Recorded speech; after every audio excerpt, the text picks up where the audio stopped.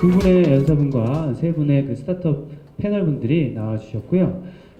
처음으로 질문을 받으신 분이 아마 김혁 부장님이신 것 같아요. 네, 김혁 부장님한테 어떤 질문이 왔는지 한번 보겠습니다.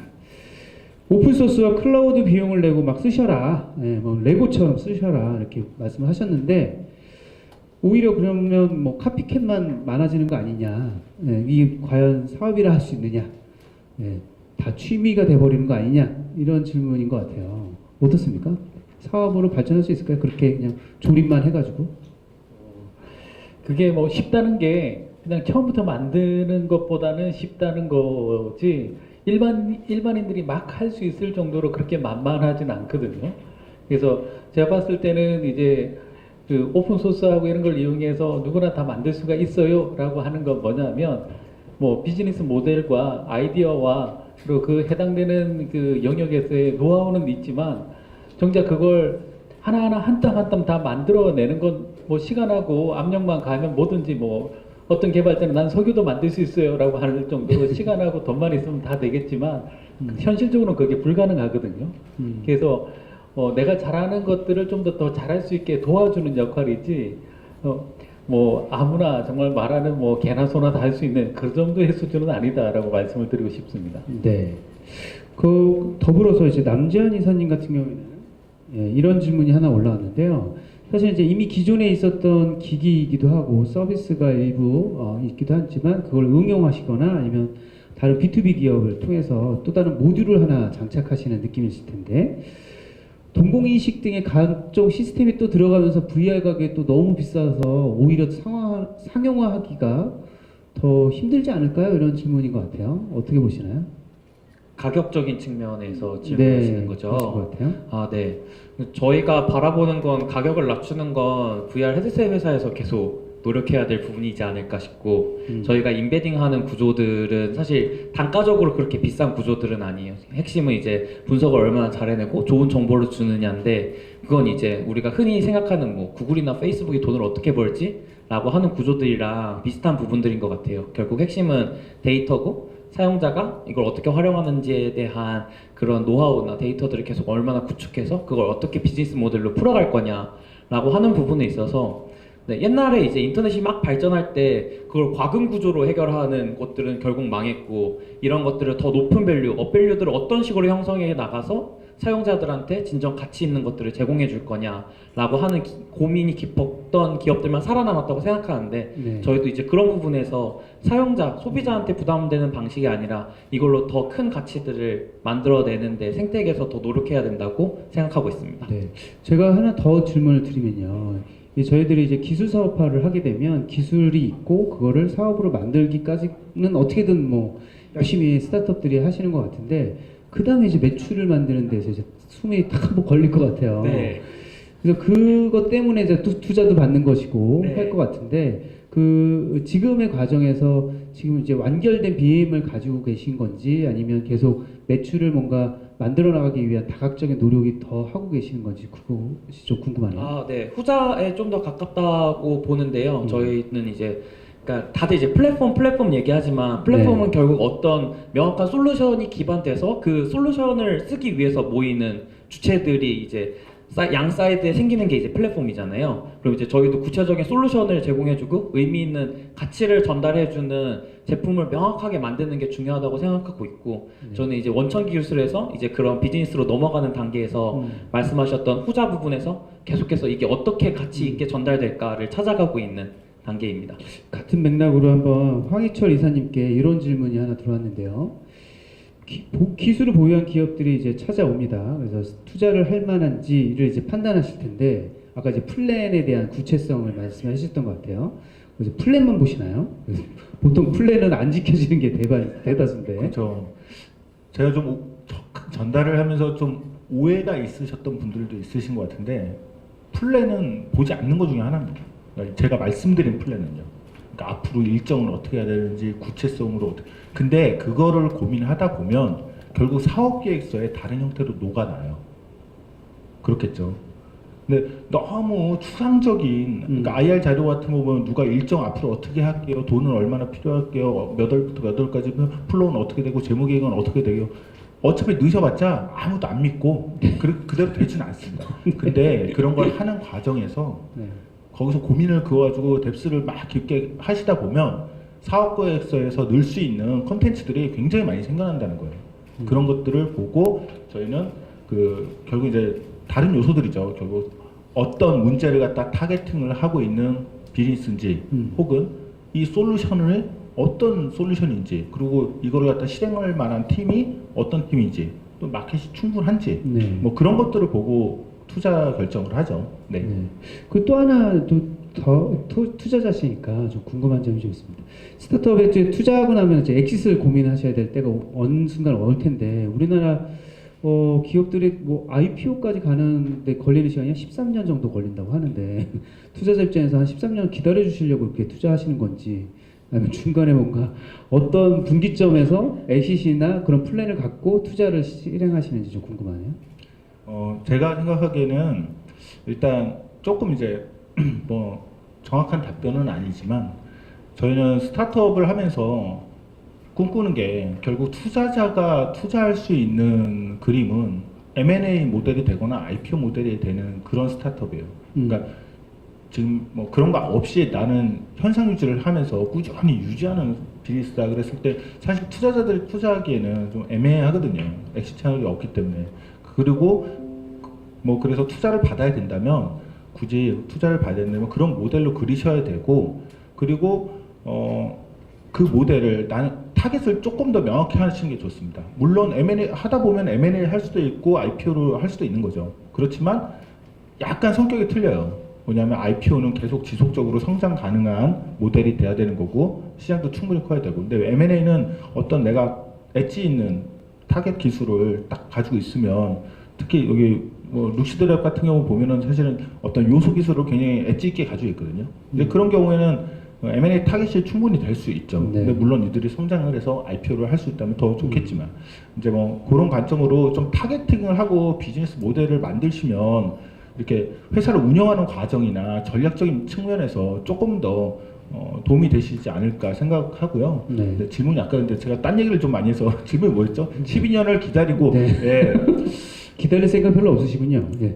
빨리 네, 팔 네. 생각을 하시는 것 같은데. 예, 저희는 당연히 그러면 좋고요. 근데 이제 미국을 경우를 보면 아까 12년 정도 IPO 하는데 11년, 12년 걸려 우리나라. 그리고 IPO가 1년에 뭐 그렇게 많이 되지도 않고. 그리고 또 M&A 시장이 뭐 그렇게 크지 않거든요. M&A 되는 숫자들 보면 많지 않아요. 그 대부분이 다 그냥 뭐 스타트업 M&A가 아직 시장이 없기 때문에 그래서 저희는 이제 그렇지만 되게 빨리 최근에는 그 속도가 빨라지고 있지 않은가라는 생각이 듭니다. 거기에 근거는 스타트업의 성장, 스케일업하는 성장 속도가 과거에 비해서 굉장히 빨라진 것 같아요. 네. 결국 우리나라도 그렇게 되지 않을까 기대하고 있습니다. 네. 네, 답변 감사합니다. 자, 우리 차영준 대표님한테 질문이 몇 개 올라와 있는데요. 먼저 요거는 이제 내용에 대한 질문이라서 먼저 드려봅니다. 단백질 접착제 대량 생산 가능성과 보존 기간 등은 어떻게 되나요? 보존 기간은 어떻게 되나요? 네. 단백질 접착제가 저희 대량 생산이 되니까 사업을 시작했겠죠. 네, 저희가 그게 사실은 확보가 가능한, 대량으로 확보가 가능한 소재, 그러니까 소재가 사실은 소재와 대량 확보가, 대량 생산은 사실 연결되어 있습니다. 그래서 저희가 대량 생산이 가능할 수 있도록 소재를 개선해서 저희가 만든 서로 새로운 소재라고 보시면 되겠고요. 네. 보존 기간은 저희가 제품은 뭐 한 6개월 정도로 저희가 냉장 지금 하지만 사실 실제적으로 그 이상 더 갈 수는 있습니다. 근데 저희가 뭐 의료용이기 때문에 저희가 한 6개월 정도로 현재는 지금 보존 기간을 생각을 하고 있고요. 단백질만 가지고는 더 굉장히 더 오래 더 저희가 유지시킬 수는 있습니다. 네. 질문이 하나 더 있는데요. 한 번 더 여쭤볼게요. 아까 이제 내용 중에 기술을 이전받았다 이런 표현을 좀 한 것 같은데 맞나요? 그러니까 제가 기술을 갖고 있고 기술을 이전을 했죠. 근데 거기에 회사에 저희 사실 CTO를 하는 거죠. 그러고 예, 있으신 예, 예. 거구나. 그럼 기술을 이전하고 이전받고 그 과정에서 어떤 협의점들이 도출이 되나요? 보통 원천 기술이 또 사업화되기는 또 쉽지가 않으니까.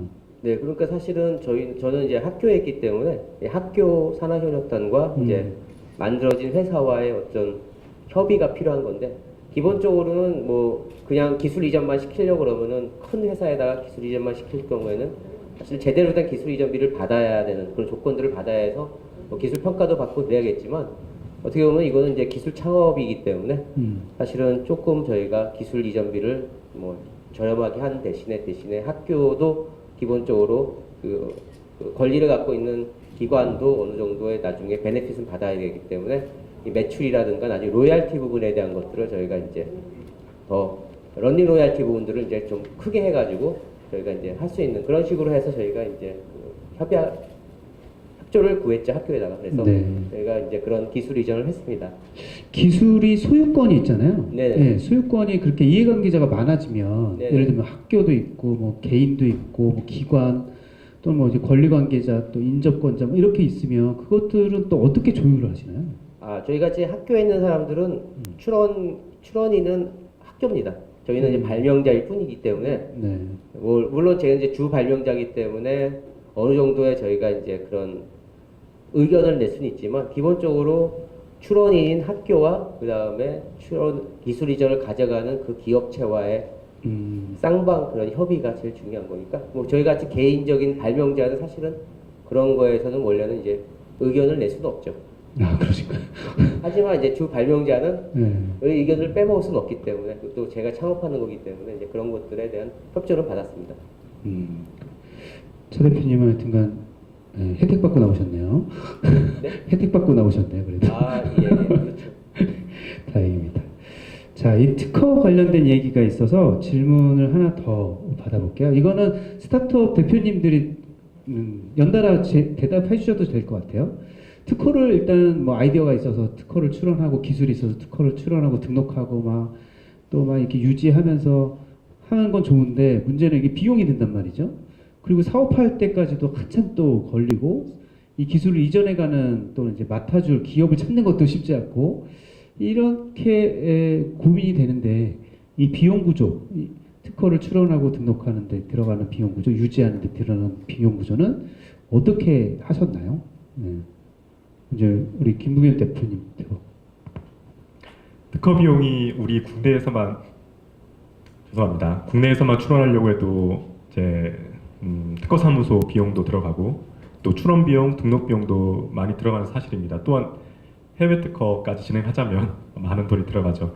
근데 저희 같은 경우에는 그런 부분들을 지금은 자체적으로 해결을 하고 있지만, 초창기만 하더라도 우리나라에 이런 국가 지원 사업들이 많아요. 그래서 그런 지원 사업을 통해서 초창기에 특허들을 확보하는 데 큰 도움이 되었습니다.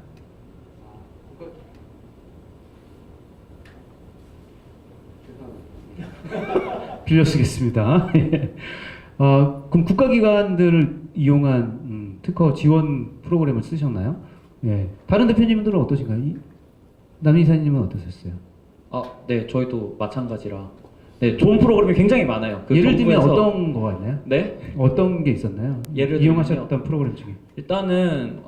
일단은 기본적으로 거의 모든 개발 지원 사업에서 특허비는 거의 나온다라고 보고 있고요. 그리고 근데 일단 그 황 이사님께서 아까 말씀해 주셨듯이 계획 플랜을 어떻게 잡냐가 되게 중요한데, 특허도 이제 포트폴리오, 특허 맵을 어떻게 구성하고 우리의 원천 기술을 어떻게 확보하고, 실제로 우리가 하고 있는 건, 그러니까 저희는 그렇게 생각하는데, 우리가 하고 있는 거 우리만 하고 있으면 이거는 망하는 사업이다. 누군가는 하고 있을 거다라는 전제하에 그러면 특허도 갖고 있겠지라고 하면, 그 회피 전략과 우리가 길목에서 막아야 되는 확보 전략들이 있는데, 그 특허 맵을 구성하는 게 이제 저희 같이 특허를 잘 모르는 사람들은 힘드니까, 사실 맨 처음에 어떻게든 따려고 노력하는 건 이제 그 특허 포트폴리오 맵을 구성하는 지원 사업들도 특허청에서 굉장히 많거든요. 그리고 기존 지원 사업들도 많고, 그래서 그거를 가장 먼저 하는 게, 이 전체적인 특허 전략들을 제가 몇 개를 쓸지는 모르지만 그래도 그 과정에서 어떤 길목을 막아야 될지에 대해서 추산이 가능하니까 그걸 먼저 하고, 그럼 이제 각종 지원 사업들에서는 사실 이제 저희가 출원 비용, 등록 비용, 유지 비용들에 대해서 실비로 나오니까 그런 부분들을 계속 활용하는 게 초기에 매출이 없을 땐 가장 중요하다고 생각하고 있습니다. 네. 우리 그 차 대표님, 그 의료기 쪽은 사실 이제 임상도 들어가야 되고, 사실 네네. 특허 출원을 넘어서 그 이상의 비용들이 많이 들어갈 것 같아요. 그런 네. 비용들이 어떤 게 있었고 그런 것들을 또 어떻게 해결하고 계셨는지 좀 궁금합니다. 아, 네. 사실은 아까 말씀드린 것처럼 제조업을 가지고 테크 스타트업 할 때는 사실 초기 비용이 꼭 필요합니다. 그래서 투자를 안 받으면 사실 어렵고요. 제품이 나와야지 그걸 가지고 임상에 들어가 승인을 받고 그래야지 판매가 되니까 사실 아이디어만 가지고 투자 받기가 우리나라는 굉장히 어렵습니다. 그래서 하지만 저희가 이제 아무래도 이제 제가 한 15년 이상 연구를 해온 부분이 있어가지고 그런 기술만 보고 저희가 사실은 투자를 받았기 때문에 저희가 뭐 임상과 그다음에 임상을 위한 그 생산 시설을 사실 저희가 지금 받고 그런 그 투자 받은 걸 가지고 저희가 지금 시작을 했고요. 그래서 저희가 지금은 그 임상 정도까지는 저희가 할 수 있는 지금 자금은 지금 확보한 상태고 임상이 끝나고 나서는 저희가 다시 이제 투자를 받아서 이제 그 아마 시설을 좀 더 확충할 계획을 가지고 있고요. 네. 그래서 저희가 아무래도 이제 초기 이제 그런 투자를 받는 데는 기술이 확실한 기술을 가지고 있지 않으면은 굉장히 그런 게 어렵다고 생각하고 있습니다. 네. IR 하실 때 또 어디를 좀 타겟으로 투자자들 유치하셨나요?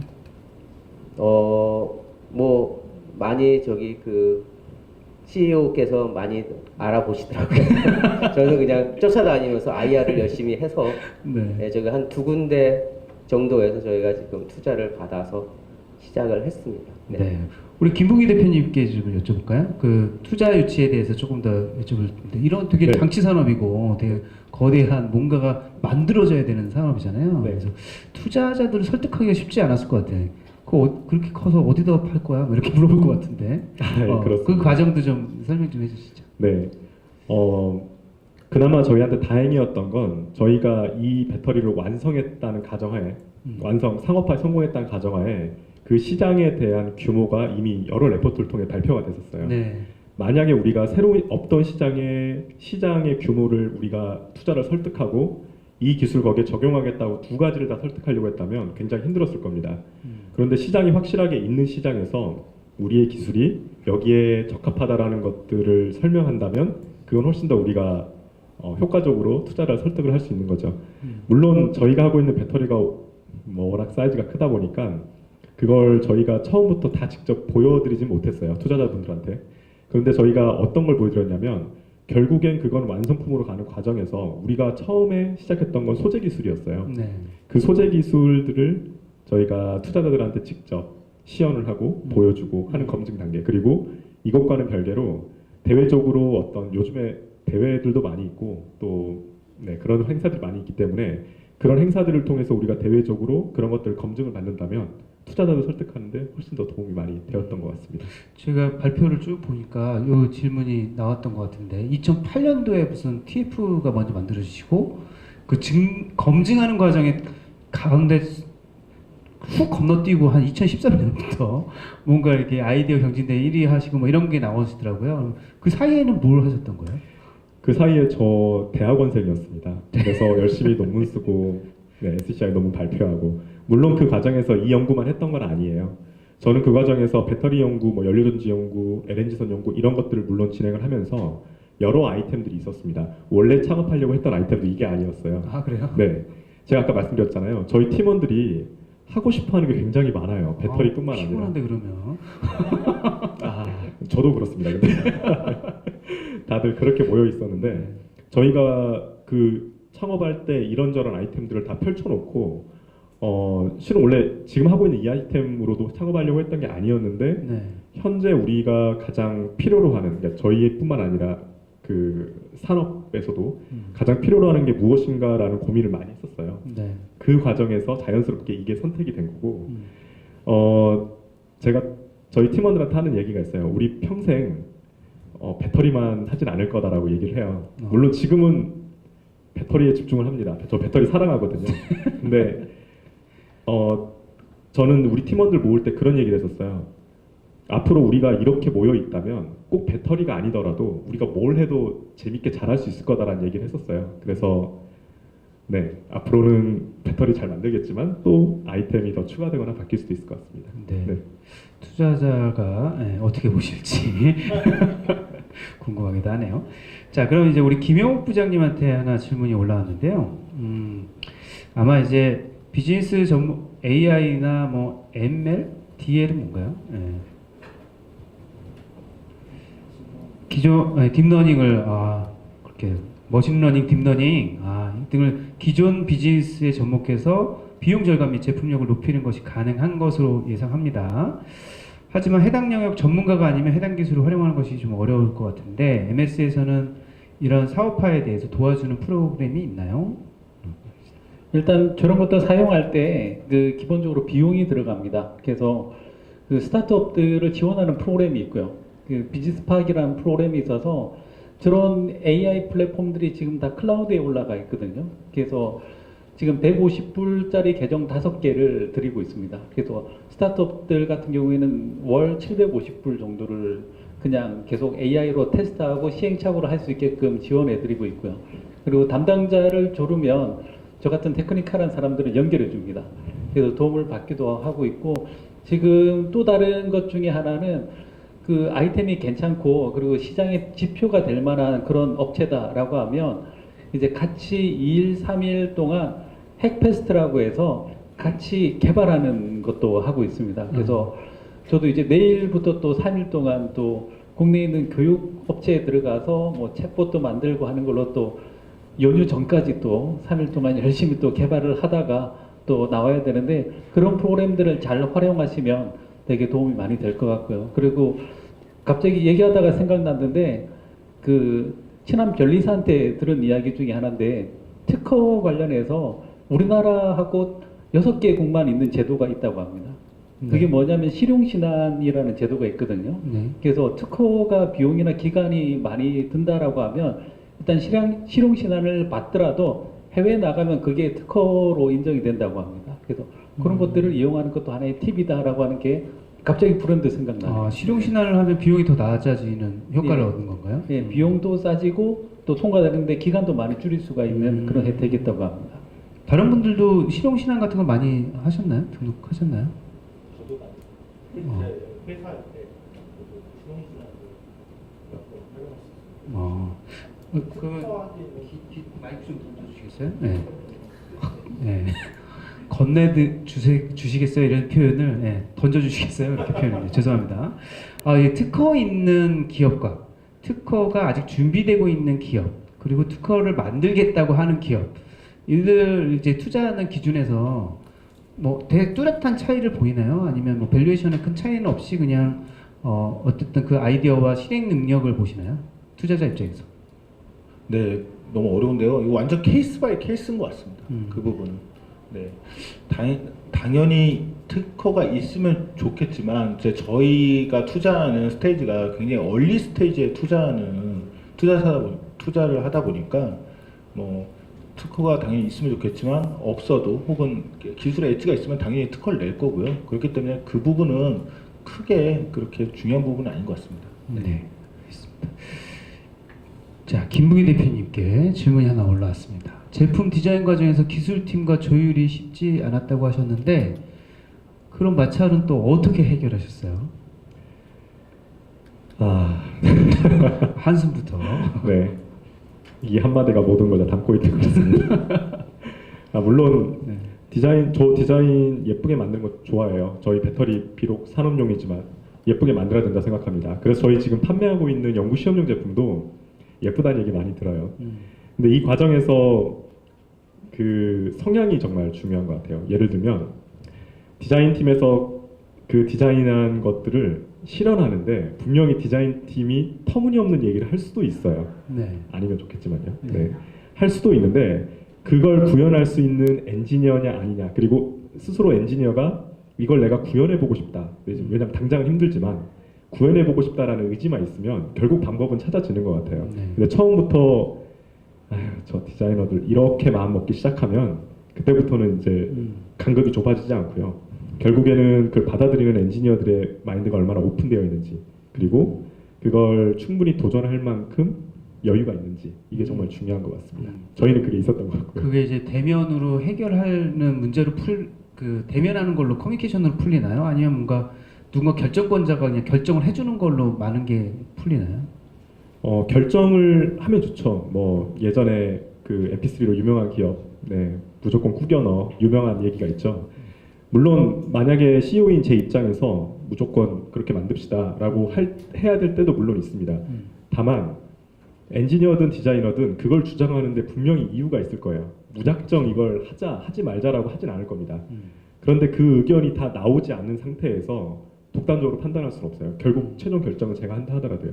그렇기 때문에 시간이 들더라도 왜 그런 생각을 했는지에 대해서 충분히 많은 시간 동안 들어봐야 된다고 생각합니다. 네. 비슷한 고민을 남재현 이사님도 좀 하시지 않을까요? 네. 아, 네. 게다가 또 CTO시니까 또 스트레스 만땅으로 받으실 것 같은데. 아, 네, 대표님이 너무 좋은 정답을 얘기해 주셔가지고 네. 네, 사실 그러니까 다 이유가 있죠. 그러니까 다 팀원들이고 이쁜 거 만들고 개발자들은 진짜 멋있는 진짜 내가 세상에서 짱인 거 만들고 싶고 디자이너들은 세상에서 제일 이쁜 거 만들고 싶고 근데 그게 이제 구조적으로 뭔가 해결이 안 되는 부분들 개발자는 이거 어떻게 만들라는 거야? 라고 하고 디자이너들은 이거 뭐 선이 바깥으로 나온다거나 뭐 어떤 커넥터가 구멍이 보인다거나 막 이런 거에 있어서 굉장히 스트레스를 많이 받더라고요. 그럼 이제 얘기로 그러니까 물론 대표님이 이제 최종 결정을 해야 되지만 거기서 독단적인 결정이 이루어지면 이제 그 안에서의 그런 갈등과 그런 부분들이 해결이 안 되니까 결국 이게 컨플릭이 계속 일어나게 되고 그래서 그런 부분들을 얼마나 합리적으로 해결하느냐 뭐 한쪽이 양보를 해야겠죠. 양보를 하는 대신에 다음에 이렇게 해보자 혹은 이제 이번에는 이렇게 하자 이런 협의 과정들에 있어서 우리 팀이 갖고 있는 리소스, 우리 팀의 지금 목표 이런 것들을 중심으로 이야기를 계속 논의시키는 게 네, 제일 중요하지 않을까라고 생각하고 있습니다. 남 이사님한테 이런 질문도 하나 올랐는데요. 향후 AR, VR을 활용한 이커머스가 각광을 받을 것으로 예상하신다네요. 예. 회사의 기술을 생체 인증으로 활용할 계획이 있으신가요? 이런 제가 이 질문을 드리는 이유 중에 하나는 이런 유사한 아이디어가 엄청나게 들어올 것 같아요. 그럼 그게 사실 그거마다 이제 막 개발 방향이라든가 디자인 방향이라든가 이런 게 좀 달라질 것 같은데 어떻게 보시나요? 생체 인증 활용하는 거 일단 당장 안구 카메라가 들어가니까 홍채 인식이 가장 쉽게 생각할 수 있는 부분들인데 홍채 인식으로 생체 인증하는 것들을 잘하는 회사들이 굉장히 많거든요. 특히 오픈 소스들도 진짜 많아요. 그래서 저걸 하고 싶으면 저희가 생체 인증을 하는 게 아니라 생체 인증 회사랑 같이 그러니까 우리 카메라에서 지금 이 데이터 나오니까 니네 거 여기 넣으면 훌륭할 것 같아 라고 하는 부분인데 그게 아까 제가 말씀드렸던 모든 걸 다 하고 싶어 하지 말라 라는 부분들이 이런 부분들이랑 좀 연결되어 있는 것 같습니다. 그러겠네요. 네, 저희가 봤을 때 지금 제가 보기에 이제 차영준 대표님이 조금 대표적으로 이 질문에 좀 답변을 좀 해줬으면 좋겠습니다. 그리고 나머지 분들도 의견 있으시면 마무리 발언 겸해서 말씀해 주시면 좋겠어요. 아까 제가 서두에 우리나라 R&D 예산이 엄청나게 많은데 19조 4천억이나 되는데 이런 것들을 이제 사업화하고 해야 된다고 말은 많이 하는데 근데 정작 그렇게 왜 사업화가 잘 안 되고 쉽지 않은 현실인 것 같아요. 현장에서 지금 뛰어보고 계시고 지금 또 완전한 성공했다고 또 말하기 좀 어려우실 텐데 중간중간에 어떤 난제들이 있고 그걸 또 어떻게 해결했으면 좋겠는지에 대한 제언 또는 아니면 그 부탁 뭐 이런 것도 좀 있으면 말씀해 주시죠. 네, 뭐 분야에 따라 다르기 때문에 사실 제가 갖고 있는 경험이라든가 이런 것이 다 모든 분들한테 해당되지 않을 거라 생각하지만 사실 기술 스타트업 어쨌든 기술을 사업화하려고 할 때 사실 가장 어려운 부분이 사실 저희 같이 이제 연구하던 사람들은 어떤 자기 기술을 사실 기술 이전 이미 있는 회사의 기술 이전이 가장 사실 편하거든요. 그래서 기술 이전을 해서 그것이 실효가 되면은 사실은 그것도 하나의 좋은 그 방법이기 때문에 실제적으로 스타트업을 하지 않더라도 좋은 방법이 될 수 있습니다. 근데 문제는 우리나라 그 커다란 회사들은 이미 기업들은 다 돼 있는 기술을 가져가려고 그러지 중간 어느 정도 스타트하거나 아니면 그러니까 초기 기술이라든가 아니면 중간에 조금 실용화가 아직 덜 되는 기술에 투자를 잘 안 하려고 하더라고요. 그래서 저희 같이 이런 소재 것도 굉장히 관심들은 많고 많은 회사들이 찾아왔지만 실제적으로 그것을 기술 이전에서 자기네들이 끝까지 끌어가겠다는 회사가 없어서 사실 저희가 이제 나중에는 오기로 이제 저희가 이제 동물 실험까지 보여줘서 이 가능성을 좀 더 보여주고 그러다 보니까 이렇게 뭐 기술 창업까지 하게 되는, 그러니까 중간에 하려다 보니까 뭐 이렇게 대충 기술 이전 해가지고 싼 값에 넘기는 것보다는 제대로 하는 것이 좋겠다는 생각이 들게 되더라고요. 그래서 우리나라 아마 그런 현실이, 이런 사실은 기술 이전 같은 현실이 굉장히 어렵다는 거. 그래서 사실 기술 사업화를 저는 그렇게 하게 된 그런 이유가 있고요. 또 말씀하신 것처럼 또 아까 뭐 초기 기술에 투자하는 그런 투자 회사도 있지만 대부분의 우리나라 VC들은 사실은 다들 손해를 안 보려 하기 때문에 어느 정도 진짜 다 돼 있는 기술, 그러니까 어느 정도 진짜 확실치 않으면 잘 안 하려고 합니다. 그래서 제품이 보여주거나 아니면은, 그러니까 제조업, 특히 이제 저희 같이 이제 제조업 회사들이 굉장히 어려운 건데, 제품이 나와주거나 이제 어쨌든 그것이 없으면은 투자를 안 하죠. 그래서 뭐 그렇기 때문에 우리나라 많은 회사들이 소프트 업계라든가 아니면은 뭐 바이오 쪽에서도 어떤 서비스 쪽 회사들이 주로 많이 초기에 생긴 이유가 제품이 안 나오더라도 어쨌든 어느 정도 그게 되기 때문에 그런 건데, 이렇게 제조업 쪽에서는 제품이 있으려면 투자를 안 받으면 사실 제품을 만들지 못합니다. 근데 그게 어떻게 보면 악순환이 되는 거죠. 그래서 근데 그렇기 때문에 초기에 투자를 받는 것이 어쨌든 제품으로 만들어져서 다시 더 투자를 받을 수 있으니까, 초기 투자를 처음에 시작한다는 것이 굉장히 어려운 그런 상황이 돼서, 그래서 그런 것들이 조금 VC에서들도 조금 더 리스크를 가지고, 좀 리스크가 더 크다는 것은 하이 리턴이 되니까, 그렇죠. 그런 부분에 대한 걸 좀 더 인식해서 좀 제대로 된 투자가 좀 됐으면 좋겠다는 저는 개인적으로 생각하고 있습니다. 네. 네. 다른 분 의견 또 있으시면 말씀해 주셔도 됩니다. 이사님? 네. 네, 지금 저는 투자자가 문제래요. 네. 저희는 테크 스타트업에 투자하고 있는데 한 40여 개 포트폴리오를 가지고 있는데요. 근데 보면은 지금 이제 교수님 창업도 있고요. 그다음에 출연전이나 그다음에 석박사 창업들이 있어요. 그런 케이스들이 있는데, 사업화하는 거는 이 기술자가 하는 거랑 또 다른 영역인 것 같아요. 그러니까 내가 기술을 가졌으니까 내가 대표를 하고 내가 사업을 해야 돼. 이런 강한 마인드가 있으면 안 되고, 좀 이 부분에서 좀 다시 한번 생각해 볼 필요는 있는 것 같습니다. 그래서 내가 기술은 가졌지만 꼭 제가 그 최대 지분을 가지고 대주주가 돼야 되고 꼭 대표가 돼야 되는 건 아니에요. 결국 그런 가능성을 키울 수 있는 초기 멤버들, 나보다 사업 잘하는 사람, 혹은 또 시장에 대해서 더 잘하는 사람. 그러니까 난 기술은 가졌지만 그 내가 들어가고 있는 시장에 대한 그 전문성이 없어요. 그럼 그런 분들을 갖다가 우리 팀으로 만들고 우리 회사의 주주로 만들고 그렇게 해서 가능성을 갖다 키워가야지 그게 사업화에 좀 더 가까이 갈 수 있는 길이지 않는가, 그렇게 생각이 됩니다. 네, 좋은 말씀 감사합니다. 다른 분 또? 예. 없으세요? 저는 그 성장하기 어려운 건 매출이 안 나오는 거니까, 네. 그냥 시장 규모의 문제가 가장 큰 부분 중에 하나지 않을까 생각해요. 특히 기술 스타트업, 국내 시장이 이렇게 큰 시장은 아니니까. 근데 이제 기술 스타트업 같은 경우에는 처음에 태핑할 때, 특히 저희 같이 4차 산업혁명을 외치면서 말하는 곳들은 이제 얼리 어답터들이 중심이어야 되는데, 시장도 안 큰데 그 중에 얼리 어답터의 포션도 너무 작다 보니까 시장이 안 큰 게 가장 큰 성장하기 어려운 문제고, 결국 그러면, 근데 사실 기술 스타트업의 장점은 서비스 스타트업보다는 글로벌화하기는 그렇죠. 조금 더 용이한 면이 있거든요. 그래서 처음부터 타겟할 때 한국에서 난 영어를 못하니까 이런 것보다는 글로벌 마켓을 중심으로 고민을 하고 타겟 커스터머들을 찾는 게 그래도 생존할 수 있는 좋은 전략이지 않을까라고 생각하고 있습니다. 네. 마지막으로 뭐 김부기 대표님, 예. 뭔가 꾹꾹 눌러 계시는 느낌이 좀 있으신데 오늘 한숨도 네. 깊게 있으시고. 맞습니다. 물론 이제 아까 말씀하셨듯이 분야마다 다르기 때문에 제가 느꼈던, 저희 팀원들이 느꼈던 걸 말씀드리겠습니다. 우리나라에서 테크 스타트업이 성공하기 위해선 많은 요건들이 물론 필요하겠죠. 근데 제가 생각하기에는 한 3가지 정도가 중요한 것 같습니다. 첫 번째는 테크 스타트업은 결국 우리가 기존에 없던 어떤 기술들을 굉장히 성숙시켜 나가는 과정들이 필요한데, 그러자면 완전히 0에서부터 시작하기는 좀 어려워요. 그렇기 때문에 초기에 그것들을 인큐베이팅 할 수 있는 어느 정도의 시간이 필요합니다. 저 같은 경우에는 대학원에 있었기 때문에 그런 것들을 충분히 익히고 배우고 활용해 볼 수 있는 좋은 기회가 있었어요. 저희 지도 교수님 덕분에요.